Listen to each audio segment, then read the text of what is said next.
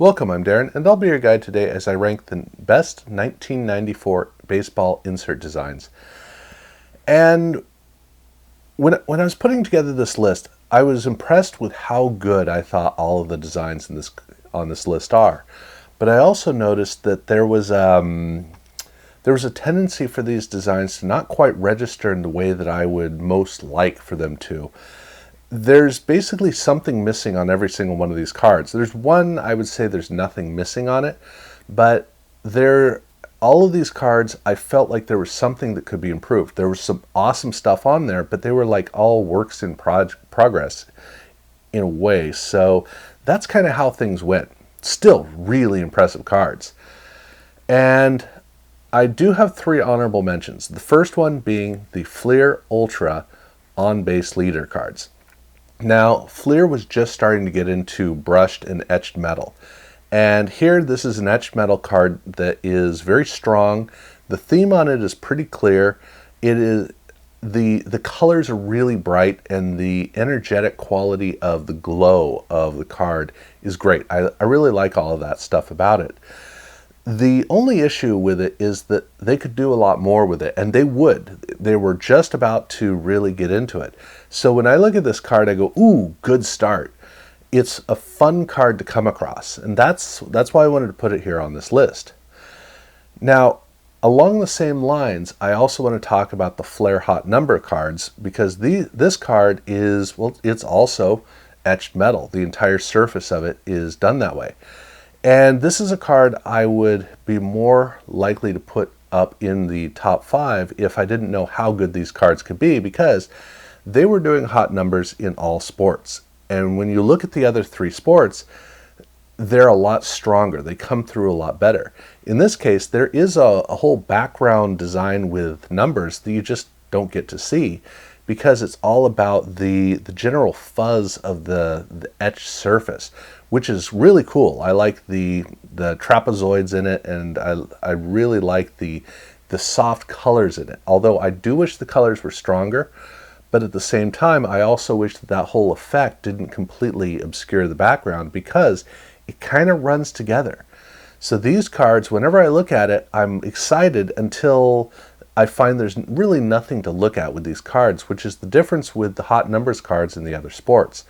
So for me, this one is really cool, but it's just a start. Fleer was just getting into this, and they would have a ways to go. Now, the last honorable mention that I have is the Donruss Studio Heritage cards. And Heritage was something that they had done for 3 years. This is the 3rd year of it.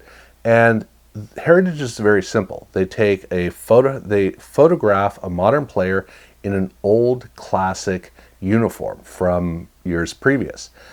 And in the first 2 years, they had a green a green or teal border, and then they had some copper foil. And so it was designed to be very much like a picture frame in a way. That worked beautifully because it helps you to really isolate into looking at a player with a uniform you're not used to. Now, if you're a real hardcore baseball fan who's really familiar with the images of uniforms over the years, it might read a lot better. But the whole point of this is to show you something you're not used to. And those frames in the back, the simplistic background behind, worked really well. Here in this case, for 1994, the first thing to note is that the card stock is actually not a normal card stock. It is a papery cardboard with a rough surface that doesn't feel old as much as it feels retro. It feels like a nod to the past, and it is so cool. Fleer would use this in tradition in 1997 for all their cards. Again, using gold foil there. In this case, they use copper foil for these cards, and the copper foil it's just the right temperature for this overly busy card, but therein lies the problem. It's a borderless card, which is great, but the background is an old picture of a stadium, and it's not a simple image. These are complex and very rich images, which means that the player up front just blends in. And so here's where the big problem is. I'm not a baseball fan. I have a limited familiarity with the history of baseball. So whenever I look at this card, I don't have any way to ground myself on this card. I don't recognize the players in most cases from just the player, and I certainly don't recognize the teams. I need to have some team logo that I'm familiar with that can grab my attention, pull me in, and orient me. That's what I need. And I imagine that for most younger baseball fans, it's going to be very similar. The ability to ground yourself and really see the card right is going to be a bit challenging. Now, again, in the first 2 years, the player was isolated, so it was just a shot of the player, period. That helps a lot. In this case, there's too much going on. The background is too dominant, and the player just kind of blends in, so you don't know what to look at. And it can take you a little bit to even figure out what team the player is supposed to have been on. So while I love what they were creating, I don't love where the creation process ended up. That's the problem with this card.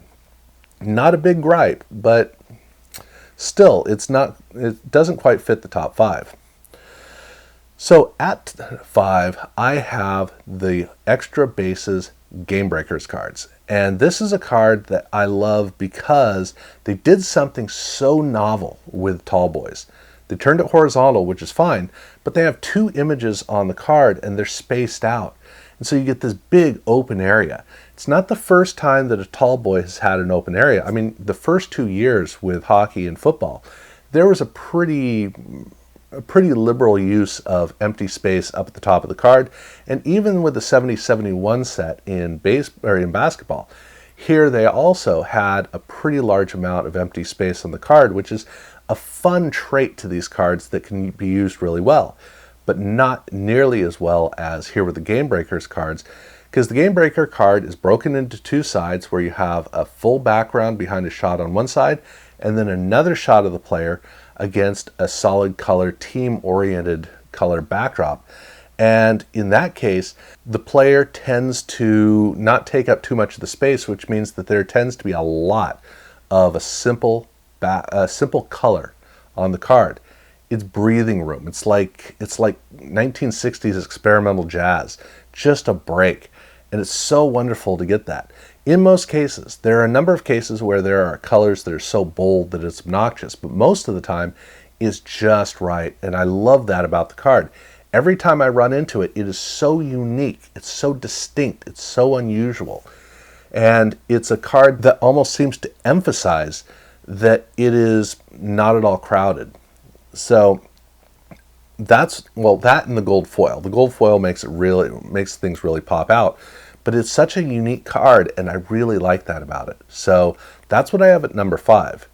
At number 4, I have the polar opposite, which is the Pinnacle. It's the Team Pinnacle cards. And they'd been doing this for a couple of years. It was always done with art all the way through this set. They were about to shift away from it. So with this card, the art on the card is a really nice approach to presenting the art because it is basically a photograph that has been turned into art. That's the way to think about it. So instead of the artistic expression of an artist like we saw with Dick Perez, in this case, it reads with all of the strength of a photograph, but it has the aesthetic allure of art. So it does both really well. But the key is he takes up the whole card. I mean, every inch of that card. There's almost no room for background, which allows you to get right up in there and really, there's so much of a feeling of the power of his iconic stature. But on top of that, the design of the card is very simple. Just a band at the bottom, a punch of gold foil that just kind of reaches out and says, hey, just so you know, I'm here, go about your business. That's really what's going on with this card, is that the card is all about the art, and the art is so strong, so powerful, and then the references that you might need to orient yourself on the card, you're aware of, but you don't focus on it. So the card is just so wonderfully effective at being an exciting statement about a player. That's what I love about it. Now, at number 3, I am going back to Donruss to their Triple Plays cards with the nicknames set, which nicknames isn't quite the right term, because in the case of Oakland, it's more like the mascot. But at any rate, these cards are so impressive. Every time I look at them, I get all excited. I get excited. The colors are really strong and rich. I like the color bands up at the top. And then you have the team name or the city name is so well integrated into the card. It's got a cool quality to it. And then that whole image is really intriguing. And oh yeah, as a bonus, there also happens to be a baseball player on it. Now, the baseball player almost gets in the way in a way. This is a card that's all about the card, not about the player. And so every time I look at the card, it does all the things that it's supposed to do, which is to get me excited about the card. The images, I do have to say, are the kind of the big weakness that the card has, because once it gets me locked in, I'm all excited to see what the image is. When I look at the image, I go, okay, well, that's good enough. But that's not a knock. That's just kind of the way that it works. And the baseball player really does almost seem to be in the way, so it's kind of ironic, because normally I will knock a card when it's all about the card and not about the player, because it's supposed to be about the player. In this case, it's really more about the team nickname, so the player is incidental. But even at that, just the way that these cards are crafted, the rich colors, all of that is so cool on the card that I definitely forgive them for it. I really like the way these cards come across. But there's a big step when I go from this at number 3 over to number 2, which is the Leaf Gold Stars cards.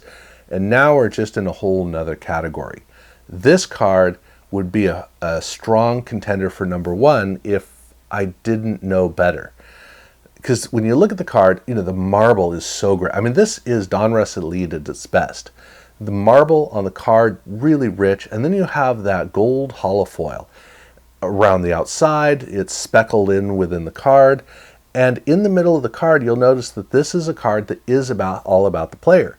Not that he takes up much of the space, because it really is about the card more so than the player. But the player at least is framed, and he may be smaller than on the nicknames cards, but here he is the show of the card. So I love how all of that stuff works together. The problem with this card is, though, like I said, I know how much it could be better, because all you need to do is look over at Hockey at a phenomenal card. And what they did with Hockey was twofold. One, they put intricacy into the holofoil, which broke up the monotony of the border. It also made it more twinkly, which is a big advantage for these cards. It just makes it come through so much better. But also, they have 2 fronts on this card, which I love that they did that. So the card on either side looks just as amazing. So for me, that's number 2. I would really like to make it number 1, though. The problem for me is that I always come back to the same card, which is the Score Dream Team cards. And the Score Dream Team cards are just so well crafted. This is the best, probably the best Dream Team card since the 1991 football Dream Team cards, which are the gold standard. Those are incredible. This makes a strong run at it. The way that it's crafted, you have the green at the top, green at the bottom, you have the gold foil, and then you have that black background behind the player. And then the player with the raking light, which makes it look like an old card. That's what this looks like. It looks like an old card on a modern card. It is a wonderful combination. There's such great mood to it. But it's a well-crafted, simplistic card design that does exactly what it needs to do and only what it needs to do. And by doing that, that's what makes this card truly successful. Now, is it as much fun as the Gold Stars? No. Or as the nicknames? No. I would rather have those cards at 1 and 2 on this list as opposed to 2 and 3. The reason that I have this one first, though, is because every time I go through this, I keep landing on this. This is the card I enjoy the most. Every time I go through, the shot of the player is so strong, he's so clear, he is the focus of the card, and it also has that classic feeling. I'll put it to you this way. When I look at this card, I go, that's what the Donruss Studio Heritage cards are supposed to have been. Had they done that, it would have been phenomenal. At least Dream Team did a great job with this, or Score did a great job with the Dream Team cards. So I love how that comes across. And that for me is number one, simply because every time I go through, this is the one I just keep landing on, whether I like it or not. So that's my list. If you feel that the order is off, definitely let me know how you would have changed it. If you feel that a design should have been on this list, please by all means let me know. And also, if you haven't subscribed, I do urge you to do so. This is the third of the 4 different sports, so I'll be doing football next week. I've already done hockey and baseball, or basketball. If you're curious about those lists, you can definitely check those out.